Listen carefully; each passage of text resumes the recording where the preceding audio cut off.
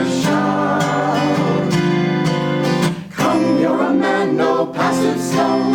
Stand up and call your soul your own. Go on alone, go on alone. Banish weakness, go on alone. Go on alone, go on alone. Don't look back, just go on alone.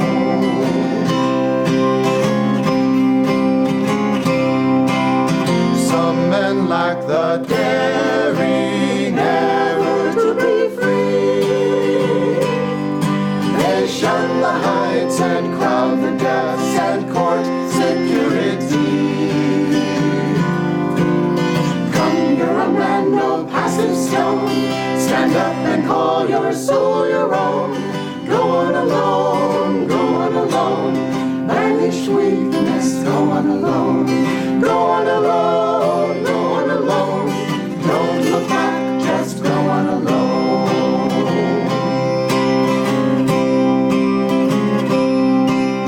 Cowards see but pride in singularity. Oh, never mind if men are wrong, so long as they agree. Come, you're a man, no passive stone. Stand up and call your soul your own. Go on alone, go on alone. Banish weakness, go on alone. Go on alone, go on alone. Don't look back, just go on alone.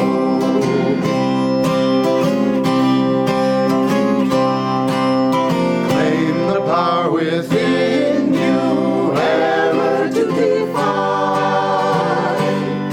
The world may change or disappear, but truth can never die. Come, you're a man, no passive stone. Stand up and call your soul your own. Go on alone, go on alone. Banish weakness, go on alone. Go on alone, go on alone. Don't look back, just go on alone.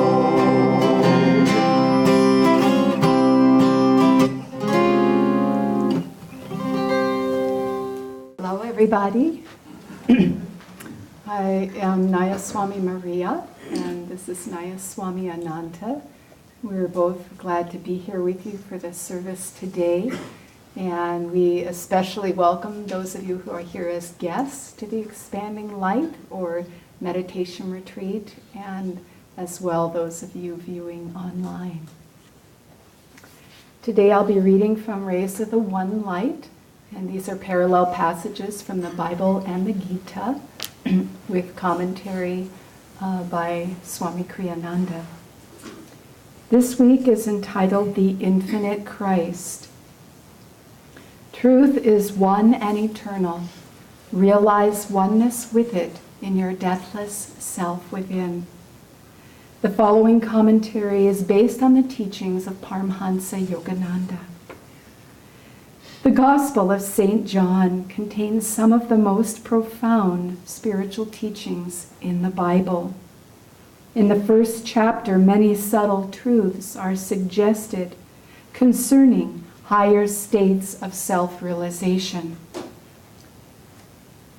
Here, John the Baptist is described as one reaching up toward that high state.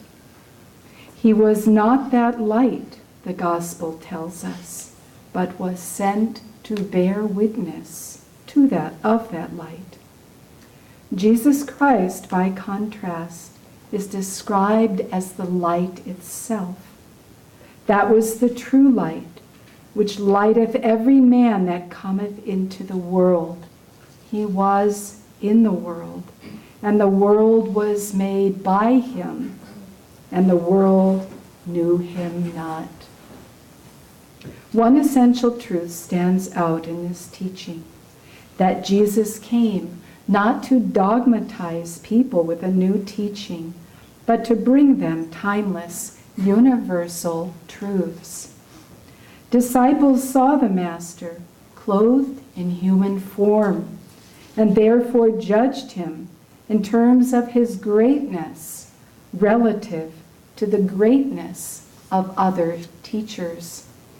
Wisdom, however, sees Master's very greatness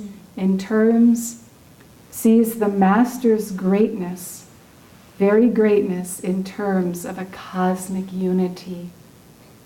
There is a passage in the Path by Swami Kriyananda in which this point is emphasized.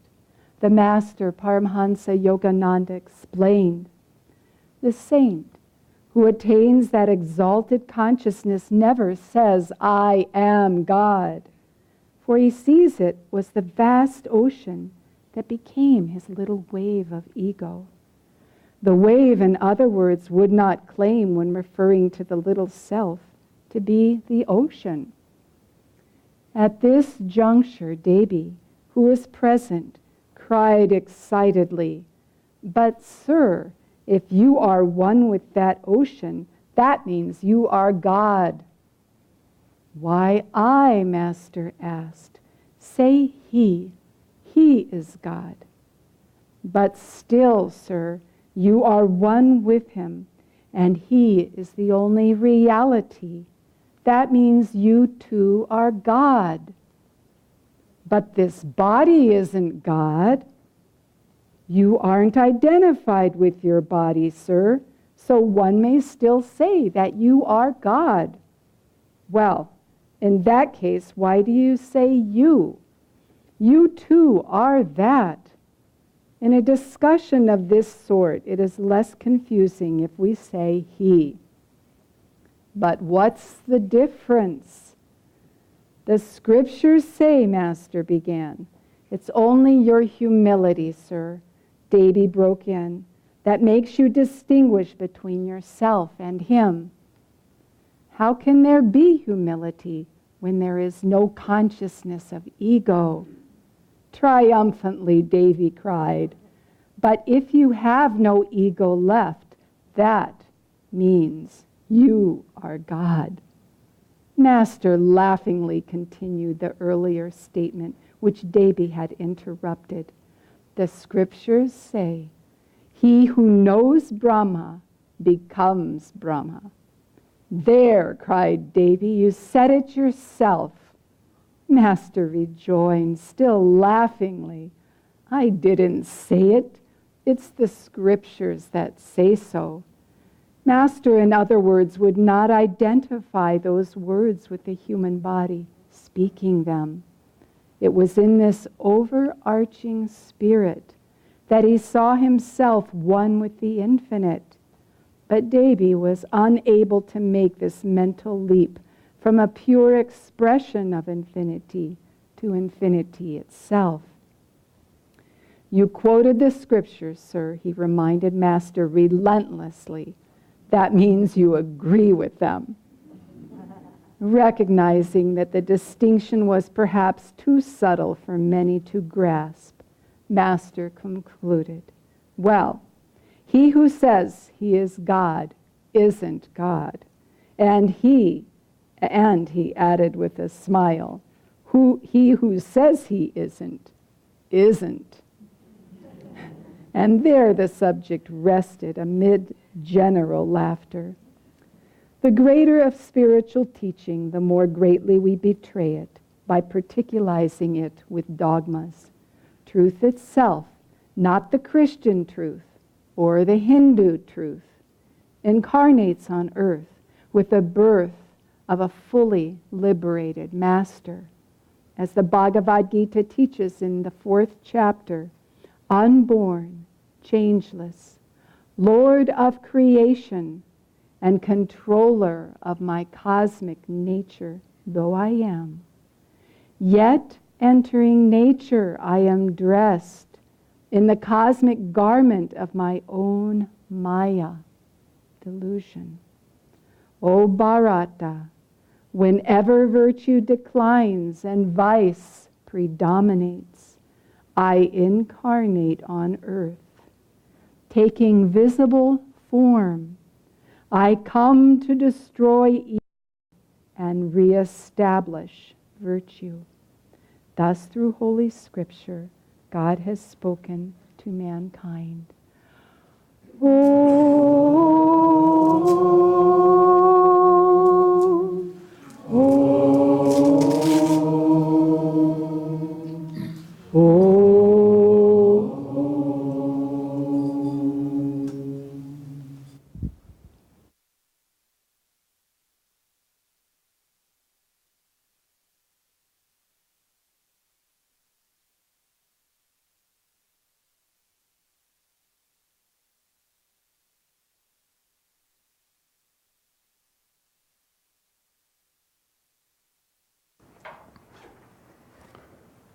Well, I would also like to welcome you all to the Sunday service and those online also. I would like to read, well, first I'd like to clarify something. In this reading, times have changed, and we now have it as Davy. That wasn't Davy Novak that was arguing with Master. I just want to clear my little sister's good name here. It was an Indian male disciple named Davy. So, okay, we got that straight. I'd like to read from Whispers from Eternity. Paramahansa Yogananda wrote, rock me in the cradle of all space. Rocked in the cradle of the blue-colored past, bright-colored present, and dim gray-colored future, I, thy child of eternity, am restless. I strained ineffectually the feet of my power. At last, I succeeded in jumping out from duality's cradle of delusion. Thou hast caught me in thy infinite arms to rock me in all space. I am thy babe of eternity, safe now in the cradle of thy omnipresent bosom. This topic of the infinite Christ is a stretch. It's Swami Kriyananda used to describe the difficulty he had as a young disciple. As you may remember, he read the autobiography of a yogi and immediately went to Master and said, I want to be your disciple. And Master said, wonderful, you know that story, and then join us in the ashram.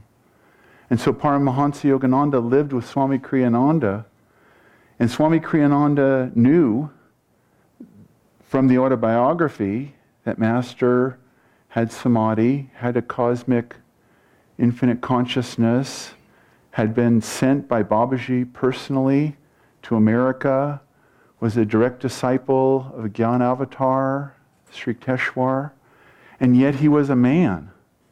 And it was hard for the young 22-year-old Swami Kriyananda to put these two together. How do masters act? I mean, I faced the same dilemma when I started on the spiritual path. I didn't know what would they be like at home. I mean, what do you do with these great spiritual teachers?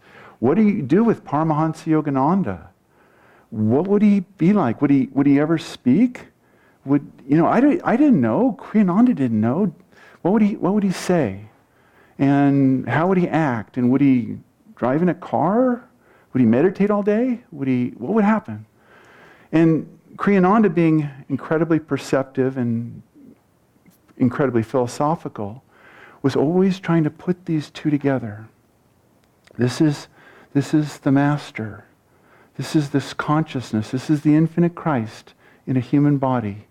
And yet, he's asking us to fill the holes at the Mount Washington driveway, to check the oil, is dinner ready? It was hard for him. But we need, and St. John addresses this in a lofty way, that this light comes down in the avatars and has form and lives among us so that we see how to live if we want to become like them. And Yogananda was very natural in his life, and Kriyananda was very natural. He acted like a normal person, but a person who was focused always on the light. And so we strive to integrate these two dimensions of the avatars. There's a wonderful story from India. When Krishna was a little boy, we call him Gopala, and he was a little boy, and so his mother was Yashoda. And one day her little son took a little piece of mud and put it in his mouth. Isn't that typical? Don't all kids put little pieces of mouth? And so mom went over and, oh honey, and she goes and she opened his mouth to take the mud out, and she looked in the mouth of Krishna, and she saw all the planets of the solar system. And she saw the Milky Way. She saw all the planets spinning in the mouth of this little baby. And what was she to do with that? So she closed the mouth Go along, honey. It's okay. What else do you do? What do you do when you realize that the infinite has become a human being?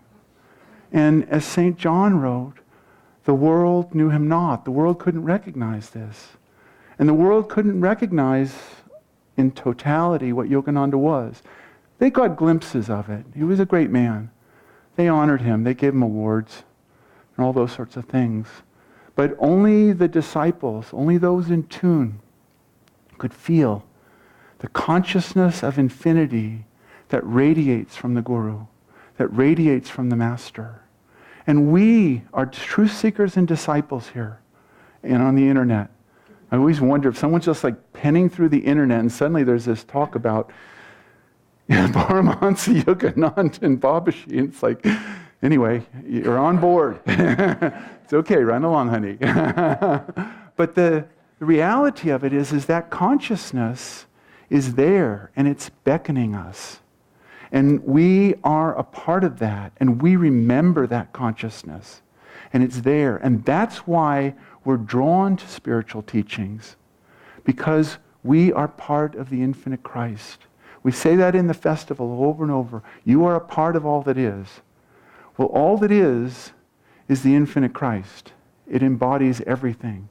You are a part of the infinite Christ.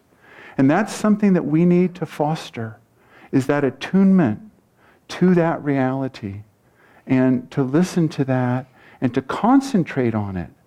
Because if we don't concentrate on it, the world will obliterate that attunement. We'll forget. We won't remember that reality of the infinite Christ. If we concentrate on it, if we concentrate on the light, we'll feel it, we'll see it, and it'll be fine. There's a wonderful story that I was told many, many, many years ago. I'm going to share it with you today. But there was a disciple of Paramahansa Yogananda, and he was in Michigan, and this was in the 1920s, 1930s. And one day, he was a businessman. He got up, and he had a feeling that he should go to Detroit. It wasn't too far, but he didn't know why he had to go to Detroit. So he got on the train, and he went to Detroit. But he was kind of pondering, what am I doing here? So he got out at the train station, and there was a taxi there. And he told the taxi to take him to this hotel. But he didn't know why he said that hotel. And he was sort of scratching his head, but he was going to the hotel. He got to the hotel, and he went in the lobby of the hotel. And he got in the elevator, and he pushed the button for the third floor.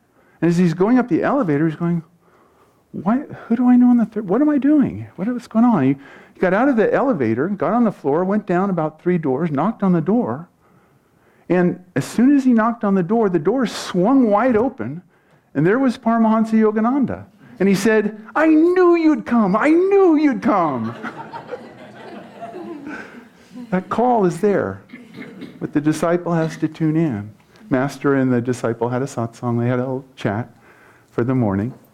But we can hear that call of the infinity. We know it. But it's not reinforced by the world.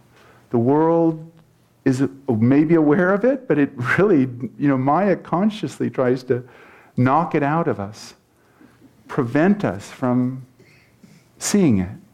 We, as disciples, we as members of the Ananda Sangha and of all true Sanghas, are seeking to feel that light, to see that light, and to realize its infinity.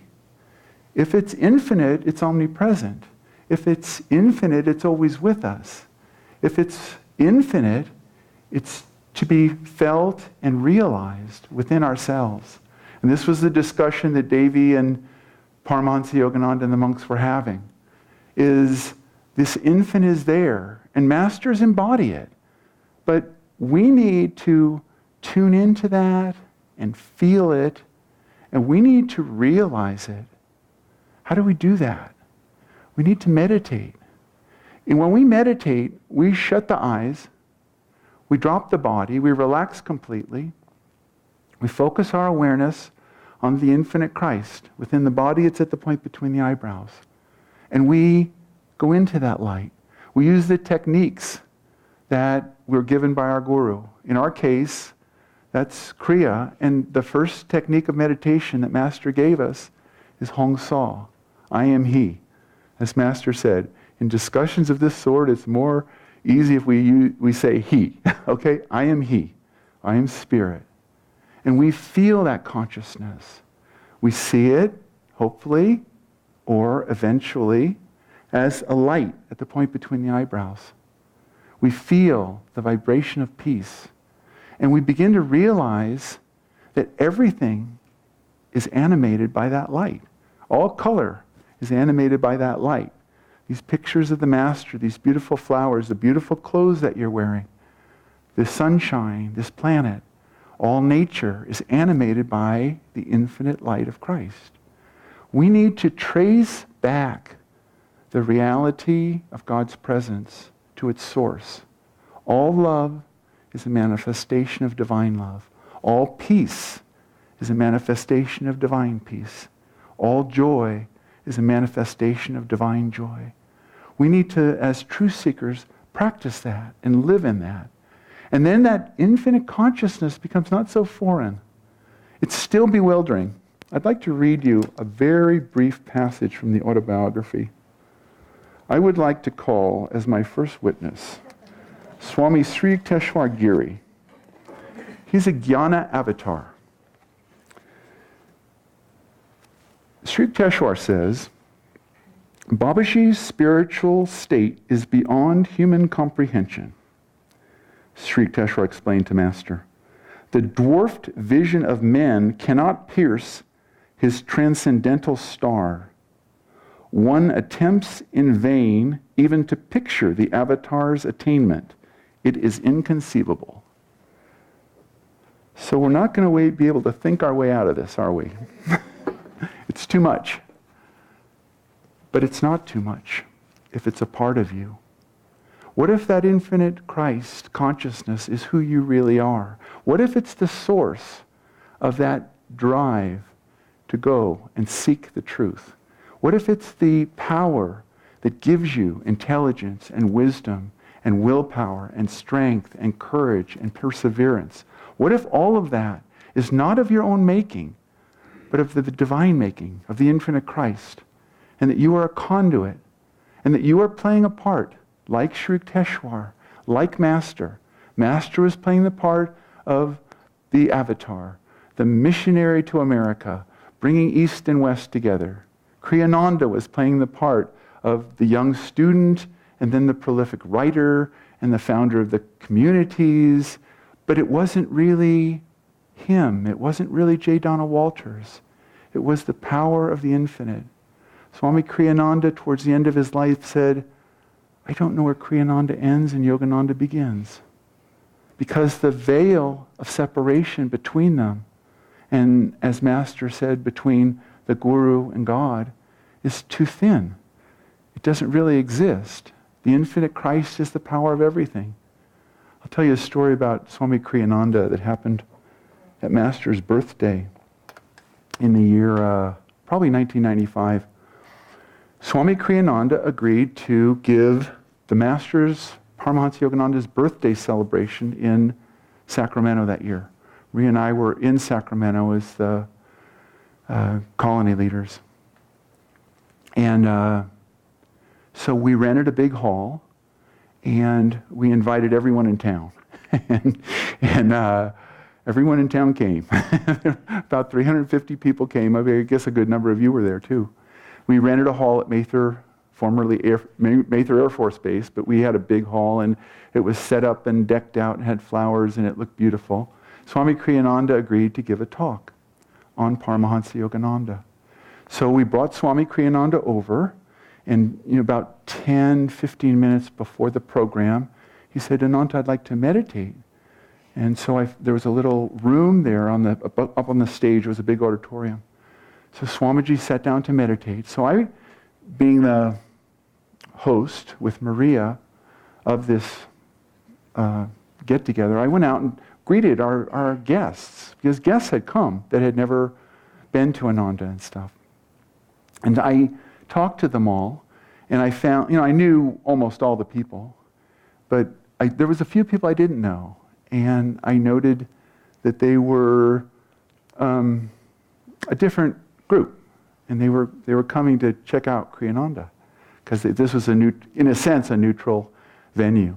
So I didn't say anything to Swamiji, but I went up and it was time and the choir sang and Trimurti directed the choir and they sang beautifully and Swami gave just an amazing talk about life with Paramahansa Yogananda.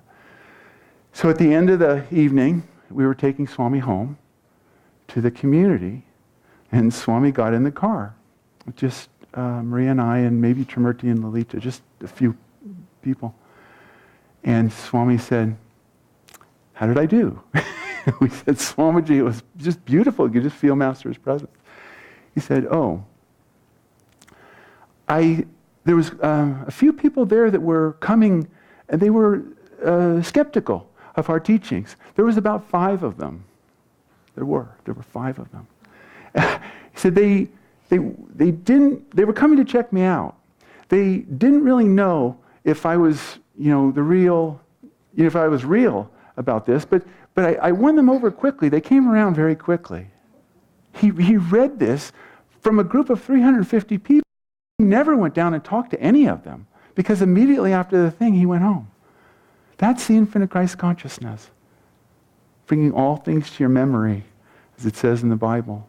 The consciousness that is accessible as we move and merge with the divine, as we feel ourselves as part of the divine.